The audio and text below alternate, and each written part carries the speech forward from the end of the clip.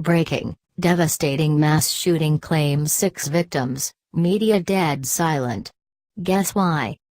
Of course, whenever a white man opens fire and either kills or injures numerous people, we get wall-to-wall coverage of the incident and know every single detail about the suspect within hours. Not only that, the airwaves light up with sensational headlines, and the 24-hour news networks breathlessly speculate about every aspect of the crime.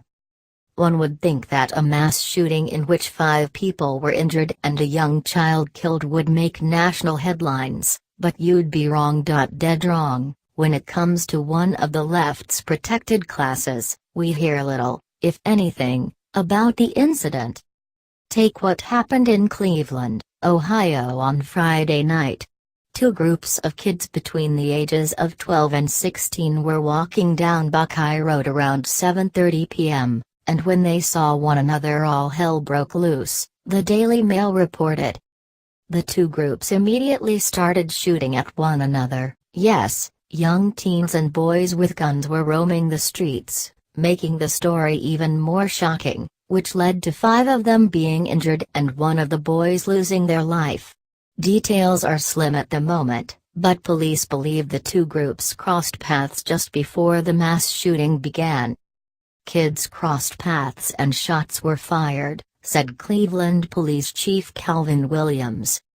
We don't exactly what spurred this or what happened, but definitely, our hearts go out to the families of the victims here, he added, Woyo reported. The 12-year-old, identified as Abdel Latif Bashidi, suffered a fatal gunshot wound to the torso. He died at the scene. The other victims have not yet been identified, but police did list their injuries in a press release Saturday morning. A 16-year-old boy was shot in the head, and remains at University Hospital. 2 other 16-year-old boys were shot, one in the leg, and the other in the torso. 2 14-year-old boys were hurt, one suffering a gunshot wound to the leg and the other to the groin area. All were taken to university hospitals for treatment, and their conditions are unknown. Sadly, Bashidi wasn't directly involved with the shooting, which police somehow don't believe was gang-related. According to the Cleveland, Ohio Remembrance page, he had gone with his father to work at the family's liquor store when the thugs outside opened fire. Ironically, when descriptions of the suspects were released, it only listed them as wearing black hooded sweatshirts, but their race wasn't ever mentioned. Thankfully, Bashidi's father wasn't injured. However, it's hard to imagine the loss he's feeling right now, and our prayers are with his family. Perhaps this type of crime is extremely common in Cleveland, or maybe the media has just become apathetic to violence in inner cities.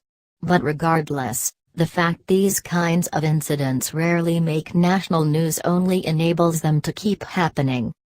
Maybe if the media didn't selectively report shootings based on their agenda, we could finally bring the national attention necessary to stop the horrific violence plaguing Black communities across the country.